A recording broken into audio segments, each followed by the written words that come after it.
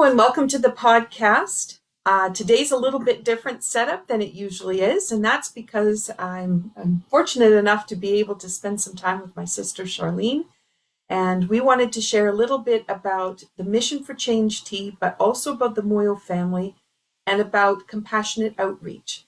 And so our episode today is all about that. So I like to start usually with some kind of intention to get started.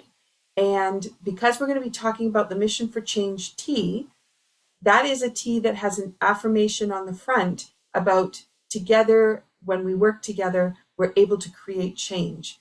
And so I'm going to invite you, as you're listening in today for the start of this podcast, is in what way could you create change in the community in which you belong or that you interact with? And it may be different communities. And as we go through the podcast, if you're sipping on your cup of tea, then just to be able to bring back around to the conversation of how change can happen. And we want to bring that in. So it's a little bit different start, but thank you for agreeing to spend some time on the podcast. Thank you for having me again. And bringing it back. So if you haven't listened to some of the previous episodes where we've chatted about the Mission4Change tea and also about the Moyo family, Charlene and I in season 3 did quite a few podcasts, usually the fourth podcast of the month. So you can find back episodes if you like, where we go in a little bit deeper. And for those people who want to know more about the Mission4Change tea, this tea has its own videos. So if you go into the playlist on my YouTube channel and you look at the teas and the power of herbs, there's 6 there, and I actually focus just on this tea and the power of the blends as they relate to each other, and I bring about a whole piece for you to think really differently about herbs and tea. So I'll invite you to check out those resources, but let's get down to the conversation. And usually we would say cheers. Today we're going to ask you to do the cheers, and we're going to get started. So, Charlene, do you want to talk a little bit about what's been happening so far with the work that you've been doing with the Moyo family? Sure. So the Moyo family, if you're new to learning about this family, is a family in Malawi, which is in southern Africa, a very poor district in Africa, and very hot climate in the sub-Saharan area of Africa. And this family is now a family of extended family members of 25 people, all living together and trying to survive in really, really difficult circumstances and harsh climates, and struggling really to meet the needs of both food and shelter, clothing, basic education, basic water, really all the basic necessities of life on a daily basis. So it's not something where in the Western world we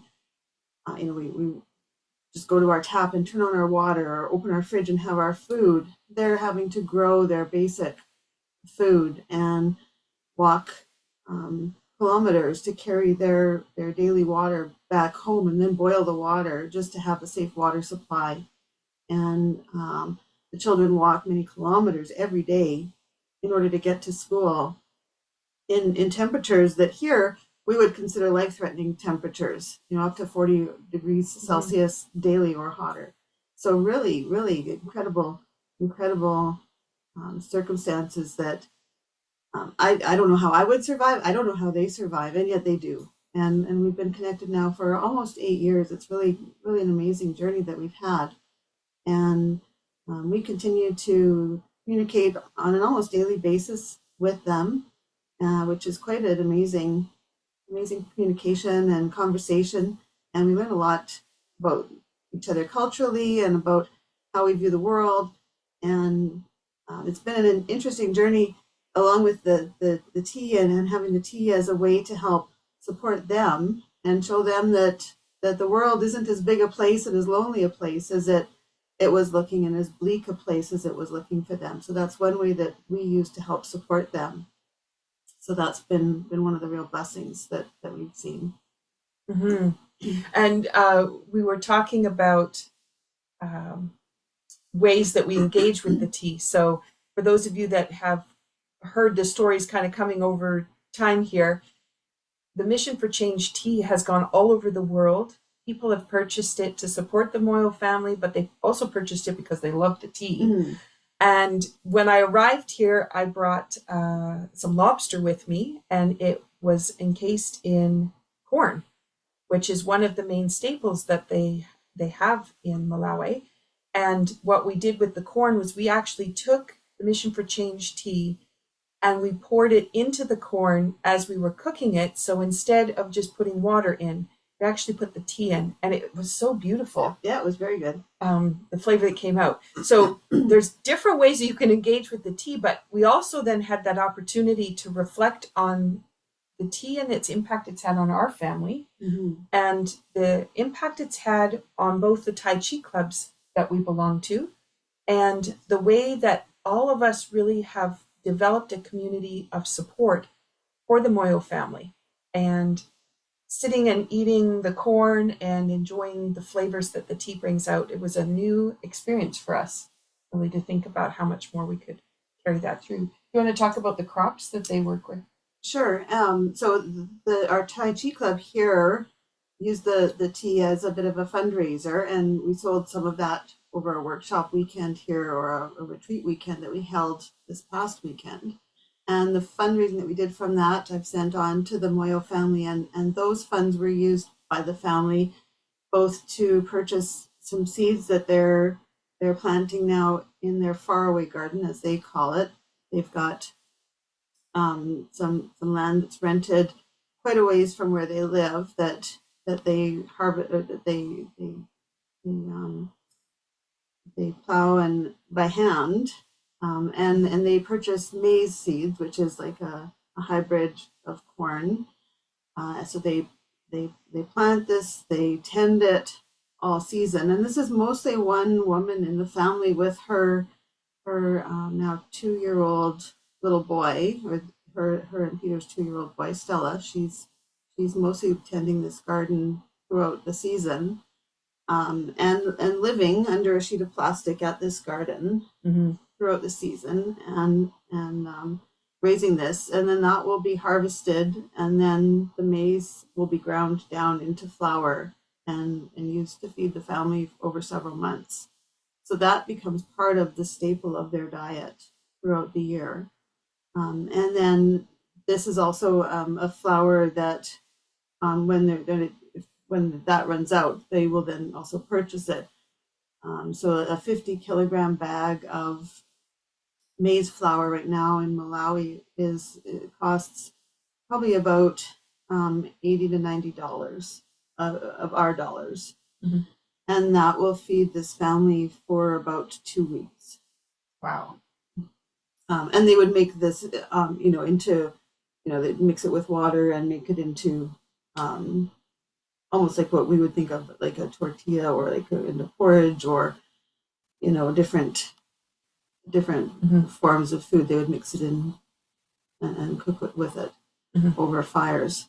But it's very much a staple kind of food for them, that along with rice. They also grow.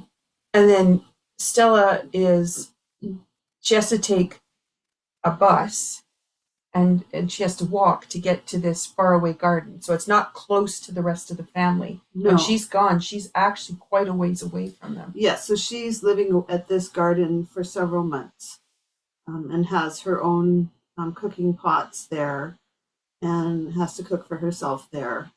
She's there for several months. She may walk and bus back if there's some emergency, but for the most part, she's there with the little boy now for the season. And depending on if we raise enough money, we might, right now we don't have enough money to rent a hut for her to sleep in. So right now she's sleeping under a piece of plastic with a tent pole, with the little boy right at the garden. Wow.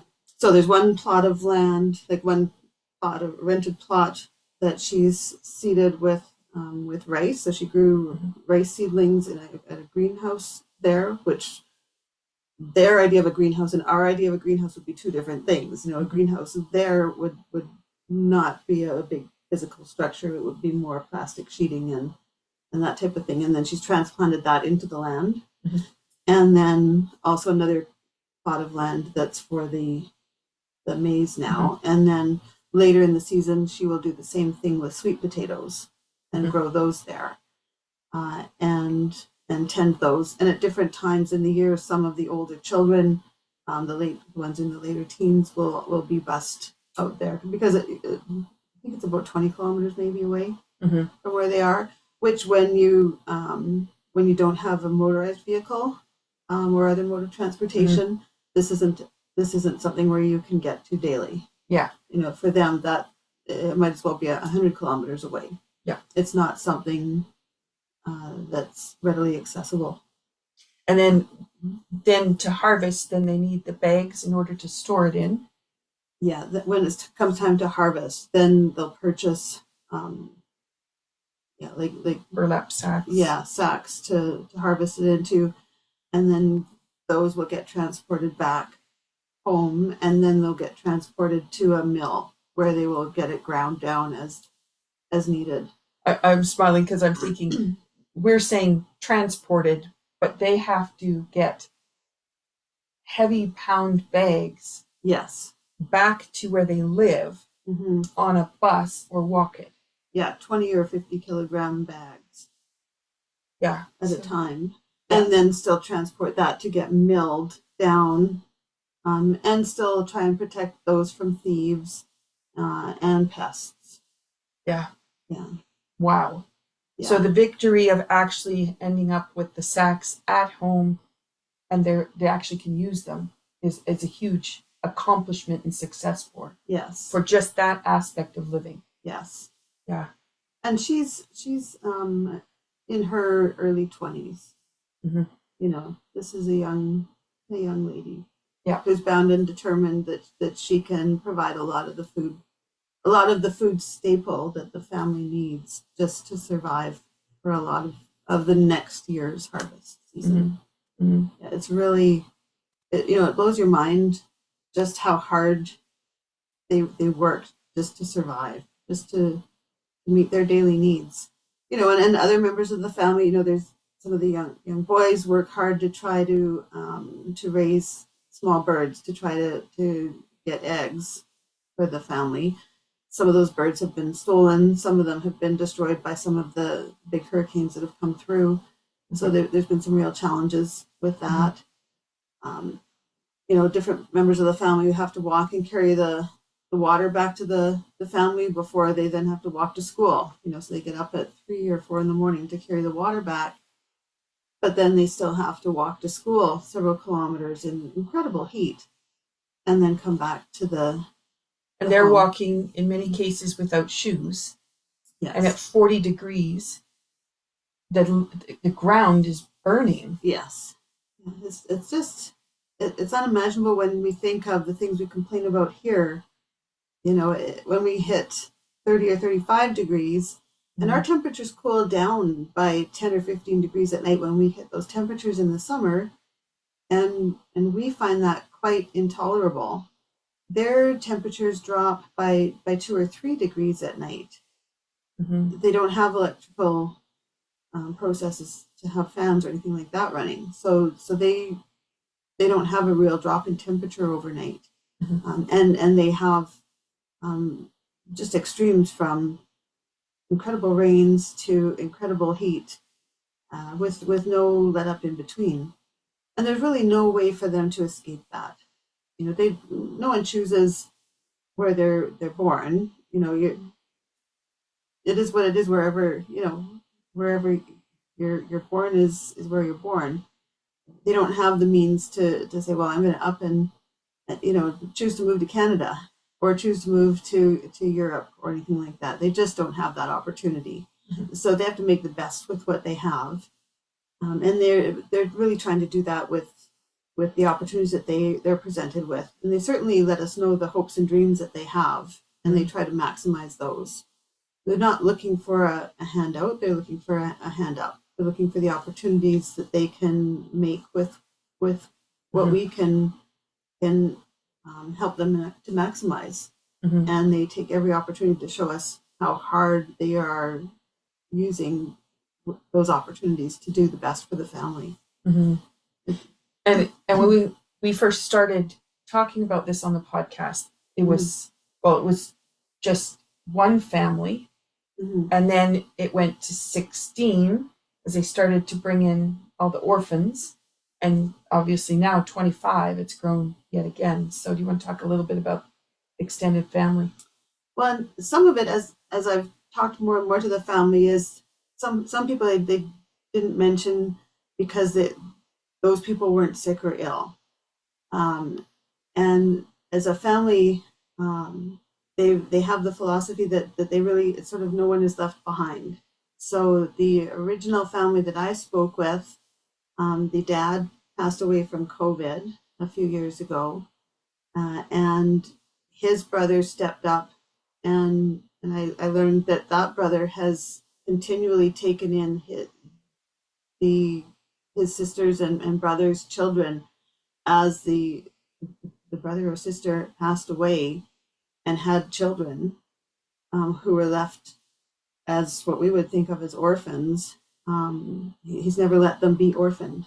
Mm-hmm. They've continued to be brought in and not allowed to go to, not left to be taken to an orphanage. They've always continued to be considered members of the family and raised as a member of the family, so that everyone is an extended aunt, uncle, pseudo parent of any child who is a member of the family, or their parent has passed away, whether it's from malaria, whether it was from tuberculosis, whether it was from measles or mumps or some infection or something that here is treatable. Here we would be able to go to the doctor, go to the pharmacy and get treatment. Dysentery, poor water, poor quality water, living conditions, all these things. And their loved one has passed, and this family keeps taking in those family members. Some of the family members are now adults, and they continue to stay in this core group. Mm-hmm. And some of them continue to go to school. So they may be 20 years old, and they are finally able to go to what to us would be high school, mm-hmm. because they never had the opportunity to continue in school before. Mm-hmm. But this family sees it as very important to continue with schooling. Mm-hmm. And in Malawi, you don't just get to go to education. You have to achieve certain grades, you have to pay for the education, and you have to be invited to the next grade. Wow. Before you'll be allowed to take the schooling. Yeah. So a lot of the people in this family never had the opportunity. So we're trying to educate people as well in the family. Mm-hmm. And everyone considers it an obligation to contribute. So they're all working towards, whether it's watering the garden, whether it's going out and helping Stella with mm-hmm. growing the vegetables, or the crops, whether it's trying to shore up the building that they're living in to try to prevent it from collapsing before we can build a house. Mm-hmm. Whether it's walking the younger children to school. Mm-hmm. Everybody works towards making sure that everybody is still kept in the family and mm-hmm. looked after, mm-hmm. and nobody's alone. Mm-hmm. Yeah, it's really amazing. Wow. And I think the other thing, we're shedding a light for people to really realize this is how other people live in our world where we're so really incredibly privileged, mm-hmm. and still have a lot of people in our own country that don't have things. Yeah. But at the same time, to really look at how these people can gain knowledge in order to help themselves. And then that's not just helping that unit, that's helping everybody else in their community. Mm-hmm. Because as they start to learn things from the research that you've done, other families then can start to benefit from that. It starts to weave out, despite the theft that happens for, mm-hmm. because of course they have a little bit more than other people might have, and people are starving. So you do what you have to do. But yeah. And it really shares the idea of community, and that's the name of this tea is CommuniTEA, right? And being able to reach out from where we are in Canada and to reach across the world over the internet and to be able to share and to learn and grow with them and to be able to offer some hope and some inspiration, and they share and offer that hope and inspiration back to us as well.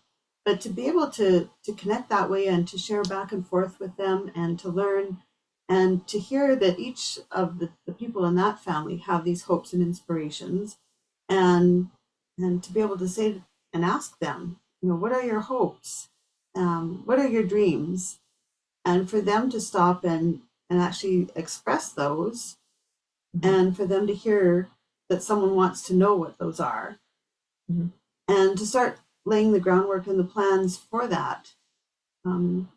It's amazing that really you can make changes, you can make a difference in the world, and it really is possible. And that's really quite inspirational is to know that everybody can make that difference. And here's a family of 25 people that maybe can make a difference there, and we can make a difference in their lives. And those people are alive today because all these people came together here to make a difference in this family's life over there. And now these kids can do something different in Malawi with how their families will be raised in the future. Maybe their lives will be different moving forward, and they'll be able to grow their crops differently, or they'll be able to maybe find new ways to find water and to make it healthier and to live healthier down the road.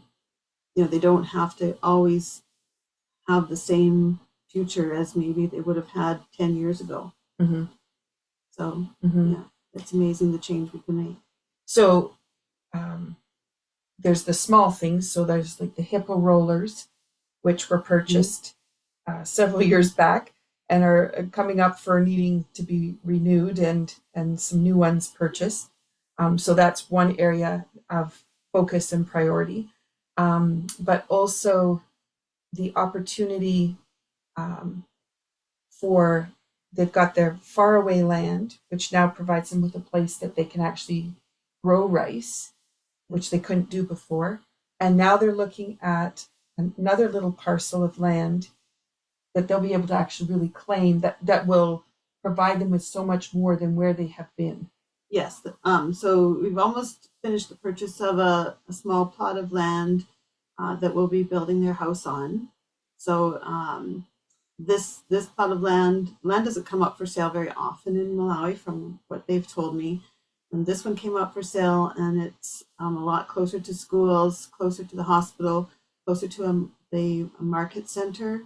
So that will give them an opportunity to maybe be able to have some small businesses themselves where they could offer things for sale or have some kind of commercial opportunities to raise funds for themselves as well, and reduce some of the costs involved with healthcare, because being able to get to medical treatment has been a real roadblock and a stumbling block for them.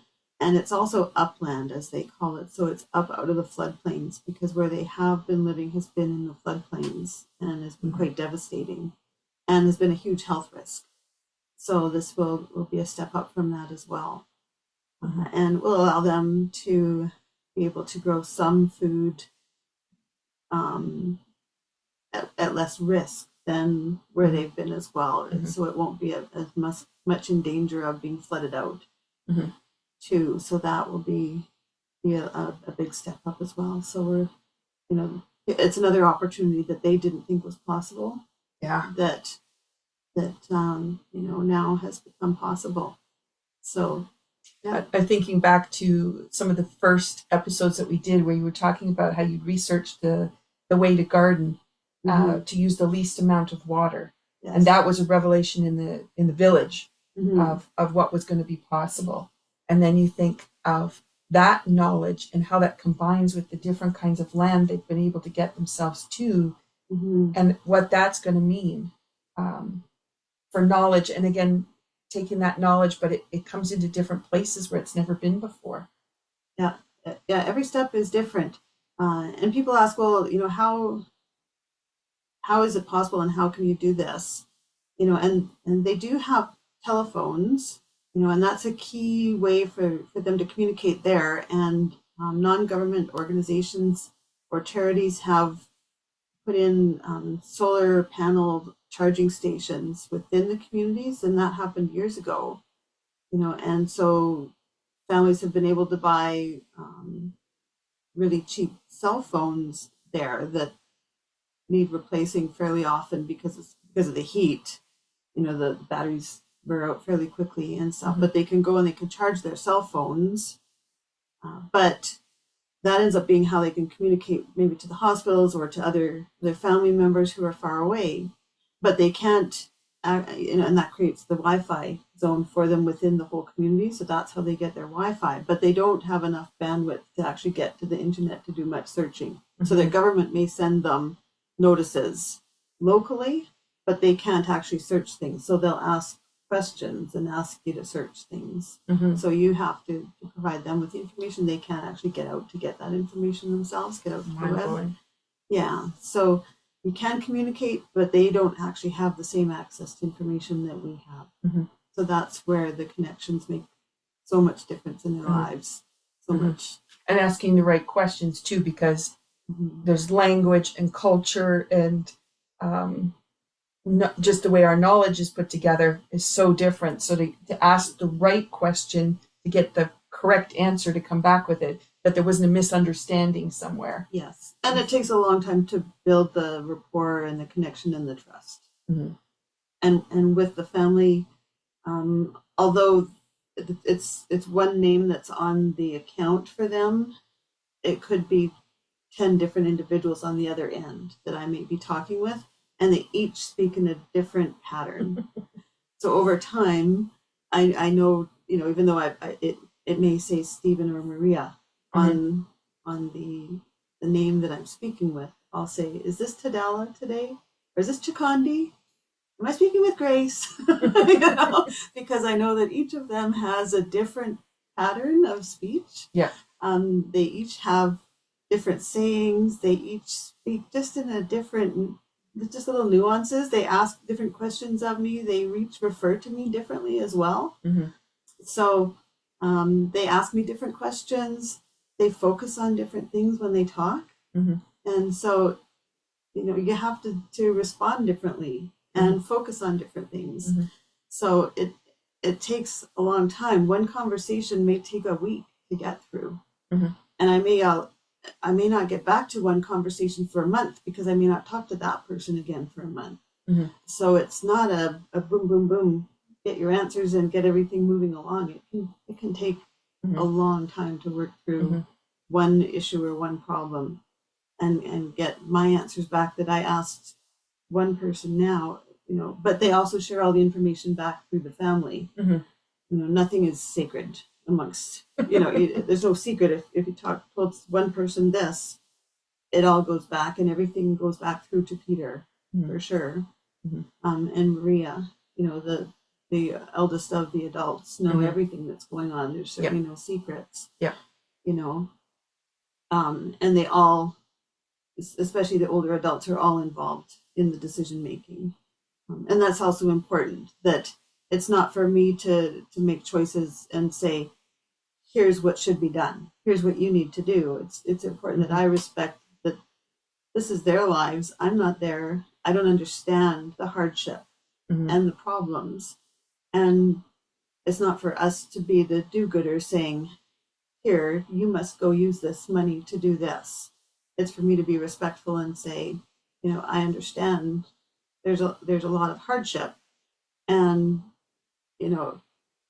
I trust that you'll make the best choices given that this will not be enough money for all of the needs. And here's what information I can share with you about maybe some things that might be helpful. But they also provide so much information back that, from my background in sociology too, and all of the learning that you could do in a sociology class is nothing like vast information that I've got back from them about their culture and their ways of living, and so much, and just their joy for life and joy for family. And there's just so much knowledge and information back. It's amazing. And as I just want to acknowledge there have been different groups that have come forward that have used the tea to create a sense of community amongst the members of that particular group.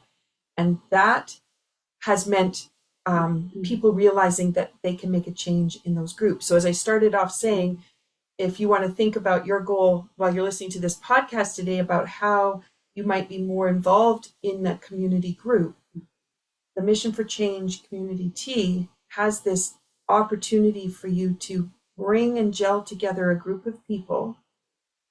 Maybe you decide you want to purchase for the whole group, and then that has another giving effect in that immediately goes back out to the family, because Charlene has a direct access. It's not being passed through channels where different people are going to take different bits off of it for administration and whatever. It's just like it goes straight there.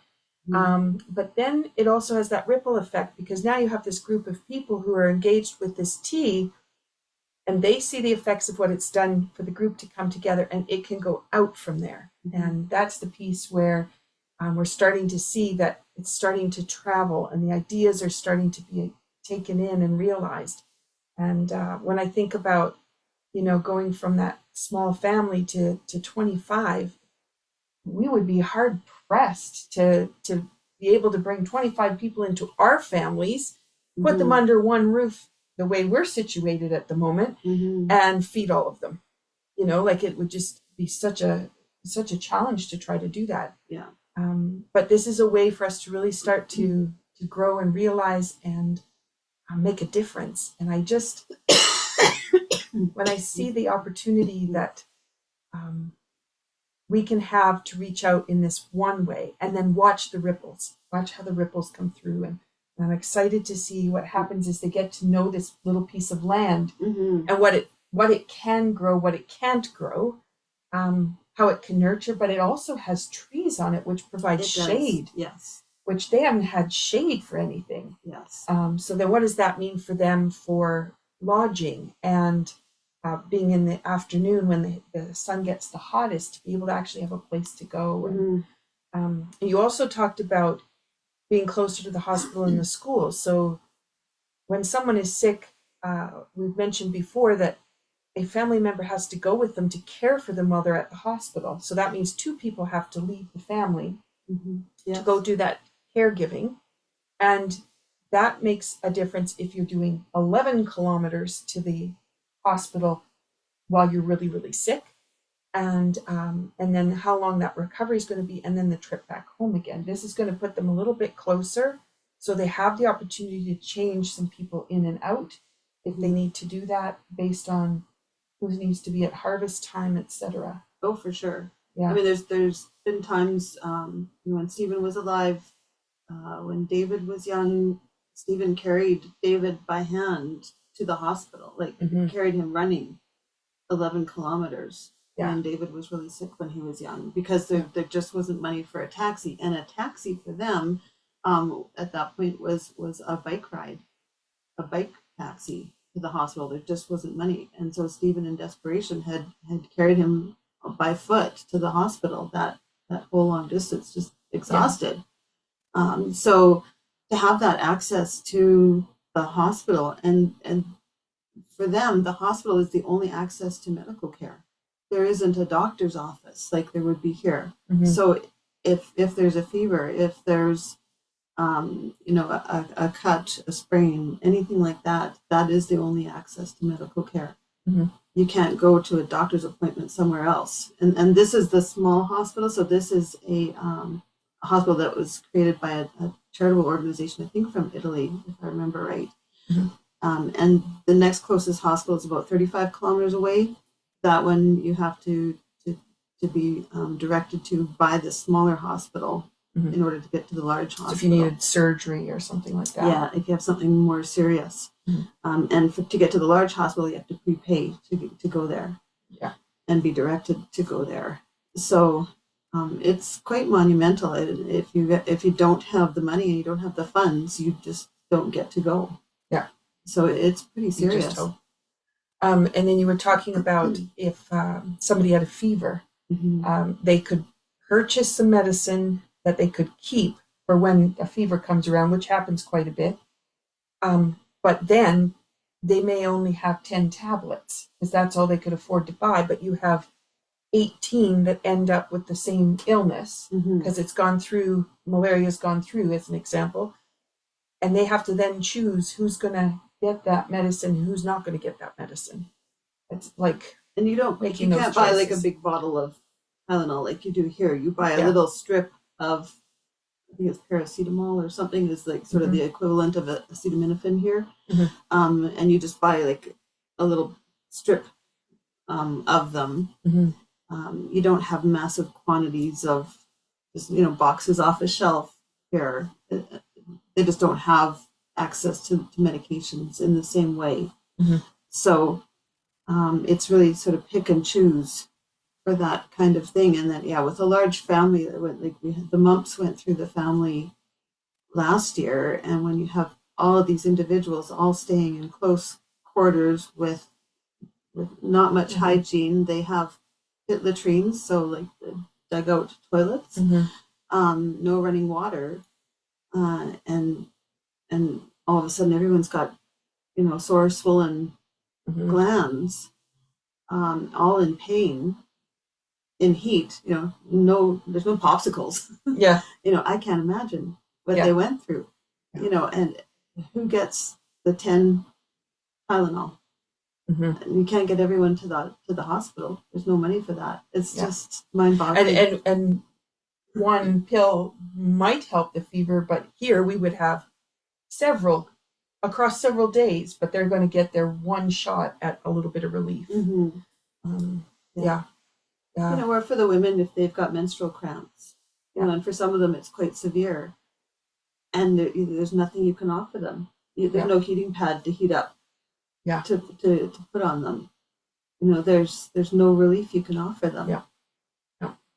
It's quite, you wonder, for all of the discomforts that we have, and we have all these creature comforts that we can just grab off the shelf, out of the cupboard, warm up, cool down, take advantage of, and we still whine and complain.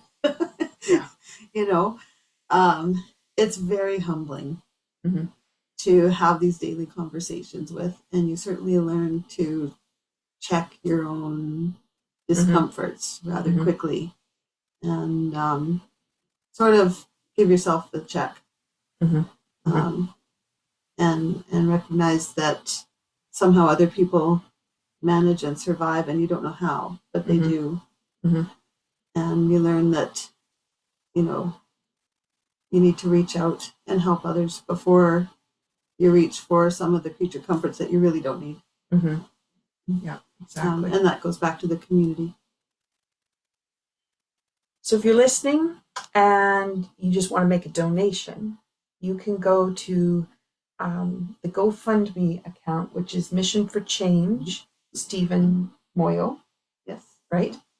And that would be one way where you can make the donation right there. Or you can just reach out directly to me, and I'll be happy to pass you to Charlene so that you can exchange by email, and that will give an opportunity for direct contact.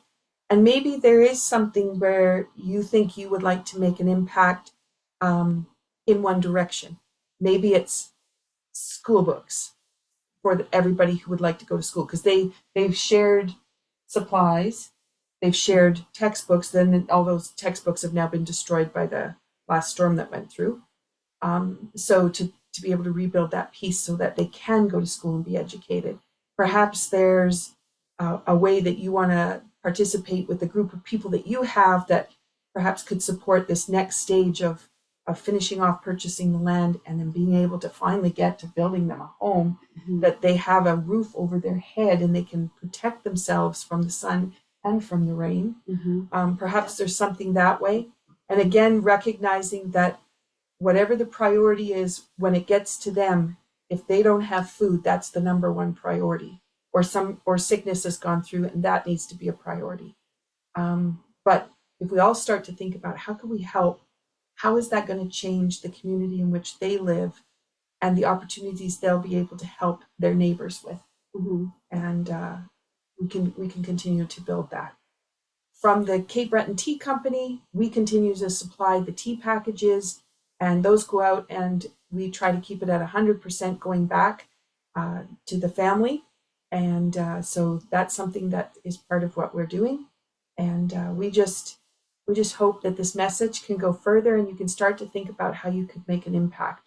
And one of the things that I like to share in workshops that I do is when you have the idea that you're going to connect with someone else for a healing capacity, your body, immediately the enzymes change to support your well-being and the person you're interacting with. And it's as easy as keeping that intention right present.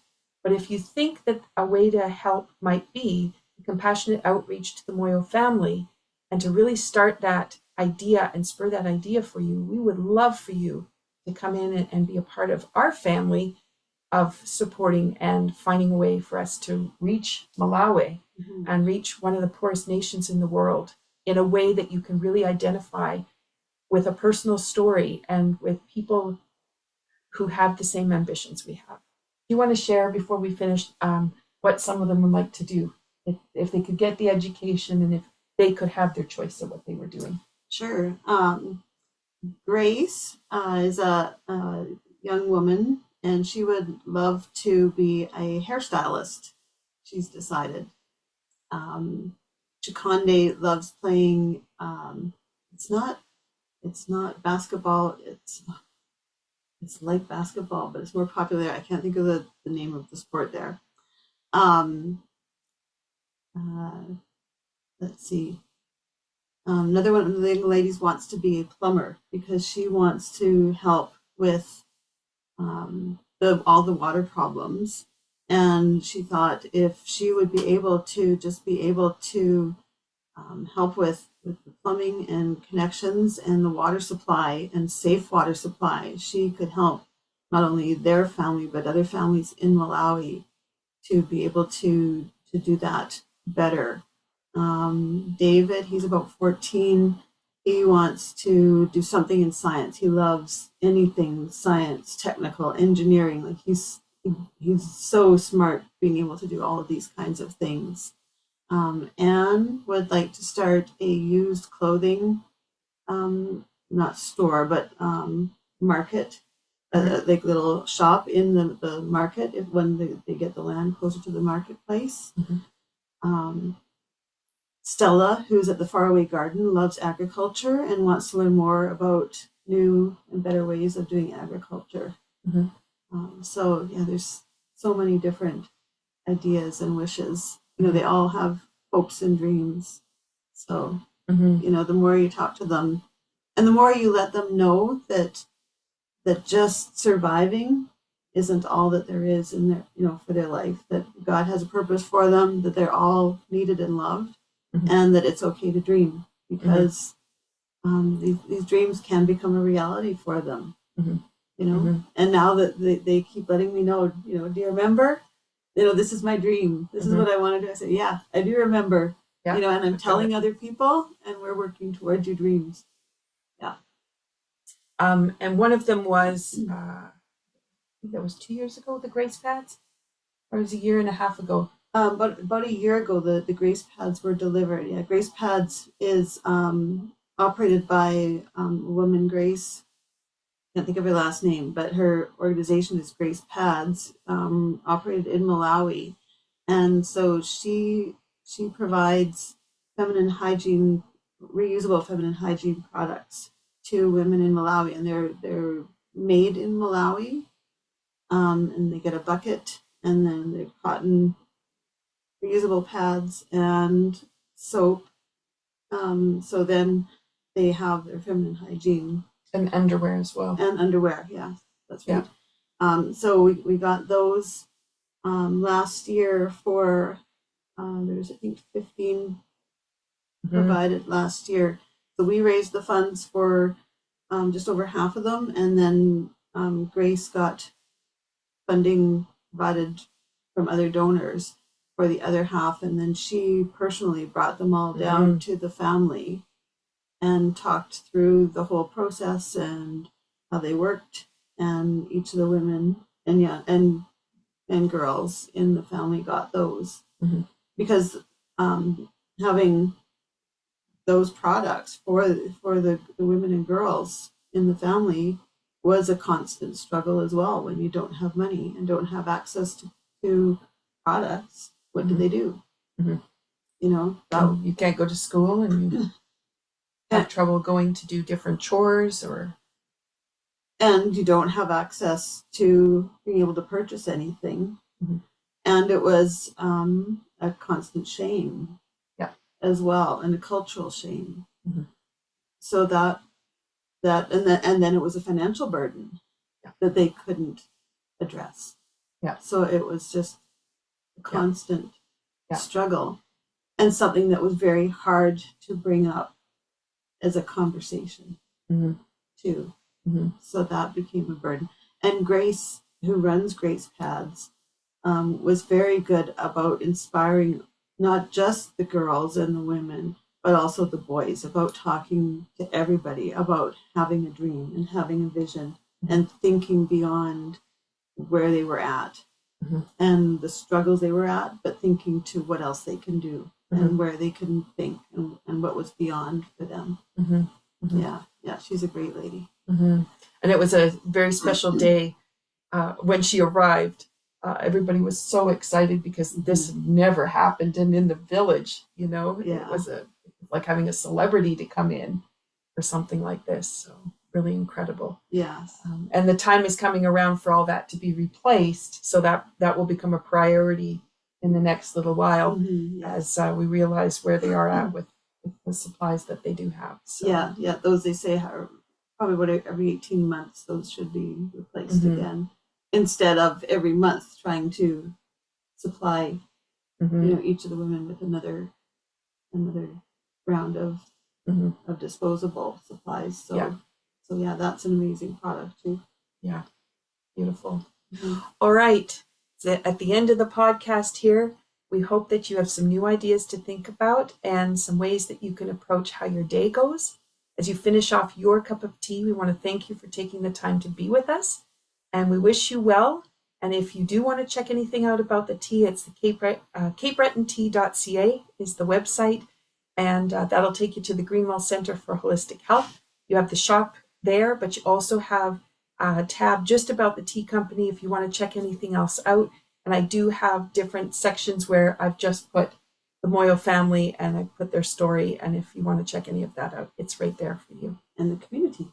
And the community tea, which is in small and medium bags, so 50 grams or 100 grams. And we're happy to support weddings, gatherings. We've used it for business meetings, different companies. So any way that you think it might be helpful, we're happy to talk about it and see that it gets out there.